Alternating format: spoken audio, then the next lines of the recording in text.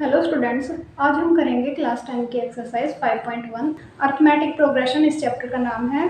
तो first question हम इसका स्टार्ट करेंगे और इस फर्स्ट क्वेश्चन में हम यही करेंगे कि जो स्टेटमेंट हमें दी गई है उसके अकॉर्डिंग हम इनकी तैयार करेंगे।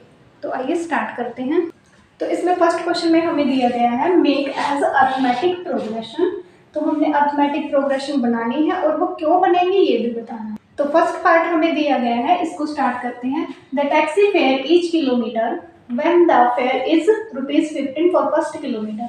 तो फर्स्ट किलोमीटर के लिए जो टैक्सी का किराया है वो 15 रुपीज है and the ₹8 for each additional kilometre. और फर्स्ट किलोमीटर कंप्लीट करने के बाद अगर हमें और डिस्टेंस कवर करनी है उसमें पर किलोमीटर के अकॉर्डिंग ₹8 एक्स्ट्रा चार्ज करना होगा। तो इसको हम सोल्व करते हैं। अब जो फर्स्ट स्टेटमेंट हमने बनाई है वो बनाई है taxi fare for first kilometre. तो फर्स्ट किलोमीटर के लिए हमें दिया गया था ₹15। नेक्स्ट हमारी स्टेटमेंट होगी, अब देखो इसमें जो एडिशनल किलोमीटर के लिए चार्ज लगेगा वो होगा ₹8। अब इसको हम अपना ए मान लेंगे और इसको हम मान के चलेंगे हमारा डी। नेक्स्ट स्टेटमेंट हमारी बनेगी टैक्सी फेयर फॉर 2 किलोमीटर।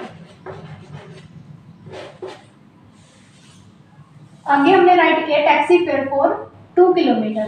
तो 1 किलोमीटर के लिए तो ₹15 पे करना होगा, तो इसको हम ए मानेंगे और ये हमारा ₹8 है डी।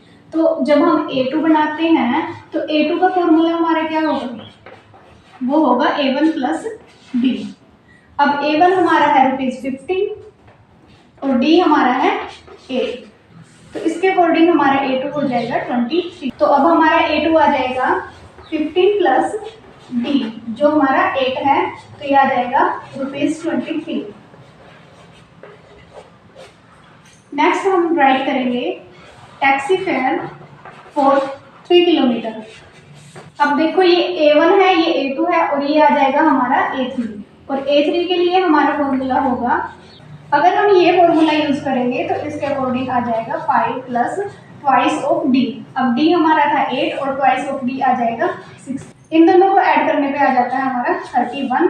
अगर ये फॉर्मूला यूज करेंगे तो इसके अकॉर्डिंग हो जाएगा हमारा A2 है 23 प्लस डी हमारा है 8 और इन दोनों को ऐड करने पे भी आ जाता है 31। इनमें से हम कोई सा भी फॉर्मूला यूज कर सकते हैं। तो मैं यहाँ पे इस फॉर्मूले का यूज करूंगी, तो ये आ जाएगा A2 हमारा है 23 प्लस डी हमारा है 8 इज इक्वल टू ₹31। तो जो 3 किलोमीटर के लिए पे करना होगा वो होगा ₹31। और फोर्थ टर्म के लिए हम ये स्टेटमेंट बना देंगे टैक्सी फेयर फॉर 4 किलोमीटर। तो ये आ जाएगा हमारा A3 प्लस डी। A3 हमारा है 31 प्लस डी हमारा है 8 और इन दोनों को ऐड करने पे आ जाएगा 39। और ऐसे स्टेप बाय स्टेप हमने हमारे 4 स्टेप कंप्लीट किए हैं और हमारी आ गई है 4 टर्म्स ऑफ एनयूपी। अब हमने इन चारों टर्म्स को एपी की फॉर्म में राइट कर दिया है। अब हमें पूछा गया है वाई, हमने एक रीजन भी देना है। रीजन में हम राइट करेंगे because each term is 8 more than the preceding term. अब हम इसका सेकंड पार्ट स्टार्ट करते हैं।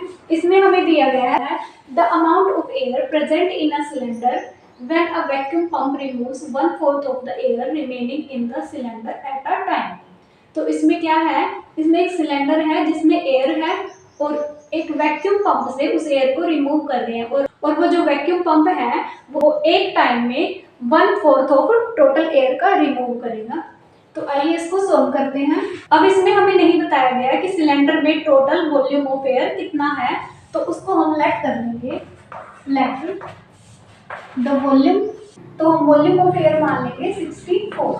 अब स्टेटमेंट में हमें दिया गया है कि जो वैक्यूम पंप है वो टोटल वॉल्यूम का 1/4 पार्ट रिमूव कर देता है। अब हमारे पास टोटल वॉल्यूम है 64 और जैसे ही 64 का 1/4 पार्ट ये रिमूव करेगा वो इसमें से माइनस हो जाएगा। तो 64 का 1/4 पार्ट कितना होगा, इसको हम डिवाइड करके देख लेते हैं। ये कैंसिल होने के बाद आ जाएगा, मतलब हमारा जो 16 इसमें से रिमूव करेगा और इनको सब्ट्रैक्ट करने के बाद हमारा आ जाएगा 48। अब 48 हमारी रिमेनिंग वॉल्यूम है। अब रिमेनिंग वॉल्यूम में से जब हम नेक्स्ट टाइम वैक्यूम पंप का यूज करेंगे वो फिर से इसमें से 1/4 पार्ट रिमूव करेगा। तो 1/4 पार्ट हम 48 का निकालेंगे हम, तो इसका 1/4 की करेंगे तो ये आ जाएगा 12। अब 12 इसमें से हम सब्ट्रैक्ट कर देंगे तो ये हमारा आ जाएगा 36। अब 36 का फिर से हमने 1/4 रिमूव करना है, तो 36 का 1/4 इसमें से 9 सब्ट्रैक्ट करेंगे तो हमारा आ जाएगा 25। अब ये चार टर्म्स हमारे पास आ गई हैं, इनको हम A1, A2, A3 और A4 का नाम देंगे। ये A1 है, A2, A3 एंड A4। अब इनको हम AP की फॉर्म में राइट करेंगे 64, 48, 36 एंड 25। अब हम इसको चेक करते हैं कि ये एक AP है या नहीं है। तो उसके लिए हमें इसका D कैलकुलेट करना होगा, और D हम कैसे निकालते हैं, D हम निकालेंगे A2 माइनस A1 से, मतलब नेक्स्ट टर्म में से हम प्रीवियस टर्म को सब्ट्रैक्ट करेंगे। 48 माइनस 64, और इनको सब्ट्रैक्ट करने पे हमारा D आ जाएगा 16। अब इन दो टर्म से हम D निकालते हैं, तो 36 माइनस 48, जब हम इनको सब्ट्रैक्ट करेंगे तो ये आ जाएगा -12। अब इन दोनों टर्म से हम D निकालेंगे तो ये आ जाएगा हमारा 25 माइनस 36, और इसको सब्ट्रैक्ट करने पे आ जाएगा -9। अब AP कब कंप्लीट होती है, जब इनका D सेम होता है, और हमारा D आना चाहिए, जो इनका डिफरेंस आना चाहिए इन टर्म्स का वो सेम आना चाहिए, लेकिन हमारे पास क्या है, हर बार डिफरेंट है, तो ये एक AP नहीं है, और इसके लिए हम राइट करेंगे the D is not same, so it is not a AP।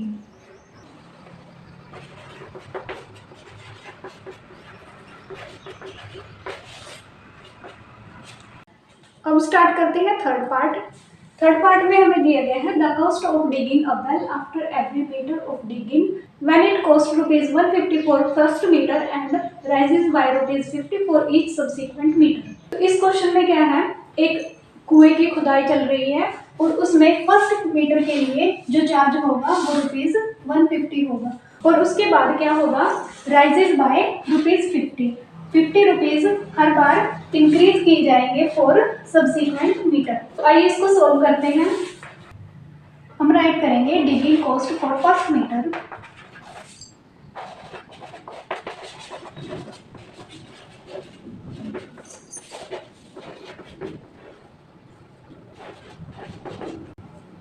तो फर्स्ट मीटर के लिए हमारा कॉस्ट है ₹150। तो फर्स्ट मीटर के लिए हमारा डिगिंग कॉस्ट हो गया ₹150, और डिगिंग कॉस्ट फॉर 2 मीटर, तो 2 मीटर के लिए क्या होगा, तो फर्स्ट मीटर के लिए जो चार्ज था 150, उसमें हम जो इंक्रीमेंट लिया है वो ऐड करते जाएंगे, जो कि हमारा है ₹50। तो ₹50 ऐड करने पे हमारा आ जाएगा ₹200। नाउ 3 मीटर के लिए आ जाएगा हमारा कॉस्ट, जो 2 मीटर के लिए कॉस्ट आएगा उसमें फिर से हम जो इंक्रीमेंट है वो ऐड कर देंगे, जो कि हमारा 50 है। 200 में 50 ऐड करने पे आ गया हमारा ₹250। नेक्स्ट 4 मीटर के लिए आ जाएगा हमारा, 4 मीटर के लिए हमारा जाएगा 3 मीटर वाले में हम फिर से 50 ऐड कर देंगे, और ये आ जाएगा हमारा ₹300। तो इस तरह से हमने 4 स्टेप अपने कंप्लीट कर लिए हैं, और इसके बाद हम इसको AP की फॉर्म में राइट कर देंगे। 150, 200, 250 एंड 300। अब AP कब होगी हमारी, अगर इनके बीच का डिफरेंस सेम होगा, तो इसको हम एक AP मान लेंगे। तो आइए चेक करते हैं इसका D। तो D क्या होता है, A2 माइनस A1। तो A2 हमारा 200 है, और इसमें से हम A1 150 माइनस कर देंगे, तो ये हमारा आ जाएगा 50। अब इन दोनों टर्म से हम D निकालेंगे, 250 माइनस 200 इज इक्वल टू, ये भी आ जाएगा हमारा 50। नेक्स्ट D हमारा निकलेगा 300 माइनस 250 इज इक्वल टू 50। तो देखो हर बार हमारा जो D आया वो सेम आ रहा है, 50 50 50। ये एक AP है, तो हम राइट कर देंगे क्लियरली 150, 200, 250, 300 फॉर्म एन AP। अब इसमें हमने रीज़न भी देना है कि ये AP बनी है तो क्यों बनी है, तो इसके लिए हम रीज़न राइट करेंगे because each term is 50 more than the preceding term. अब हम स्टार्ट करेंगे इसका फोर्थ पार्ट।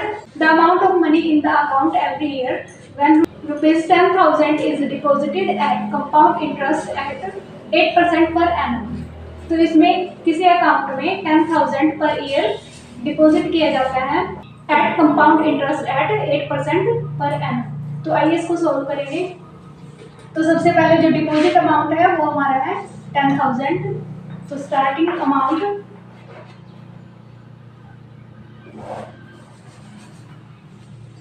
तो हम राइट करेंगे स्टार्टिंग अमाउंट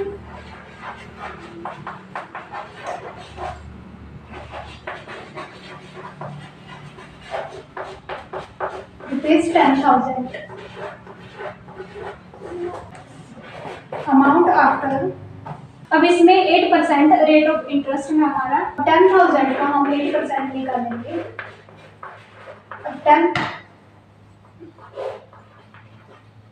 10,000 में जो 8% आया, अब इस 8% को हम कैसे सोल्व करेंगे?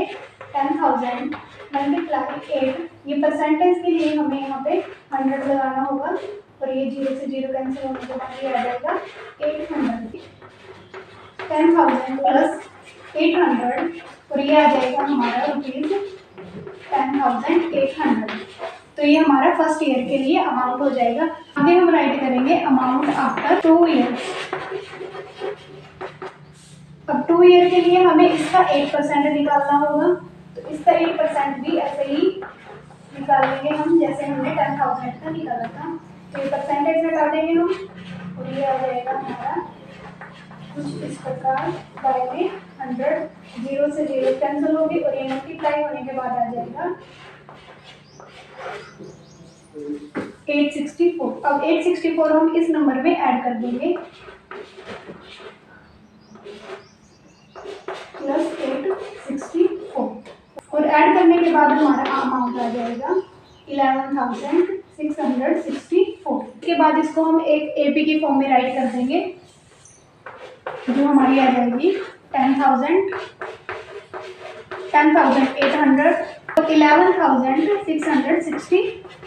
अब हम इसको चेक करेंगे कि ये प्रॉपर AP है या नहीं है, तो इसके लिए हमें इनका D निकालना होगा। तो D कैसे फाइंड करते हैं? D होगा हमारा A2 माइनस A1। अब इसमें A2 ये नंबर है और A1 है 10,000, तो अब हम इसका D निकालेंगे माइनस 10,000 कर देंगे और ये आ जाएगा हमारा 800। अब इन दोनों टर्म से भी हम D निकालेंगे, इन दोनों टर्म्स को भी हम सब्ट्रैक्ट करेंगे। थर्ड टर्म में से हम सेकंड टर्म माइनस करेंगे और ये भी हमारा आ जाएगा 800। अब ये देखो 2 बार हमने D निकाला है और दोनों बार हमारा आया है 800 और जब हमारा D सेम हो जाता है तो इट इज एन AP। अब हमने इसमें रीजन भी देना है तो वो हम राइट कर देंगे because each term is 800 more than the preceding term.